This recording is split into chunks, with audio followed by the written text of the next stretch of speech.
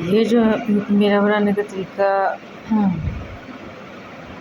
आपको सिखाया जा रहा है ना। अभी सारे ये मीम की छोटी शक्ल जो है ना, वो कलम से कैसे बनाते हैं ये देखिए, बगौर देखें तो आपको फिर पता चलेगा कि कैसे ये मीम की छोटी शक्ल जो है ना वो मेरा में इस्तेमाल होती है। बाकी बड़ी मेहनत से वीडियो बनती है। सब्सक्राइब, लाइक और शेयर भी कर दिया करें।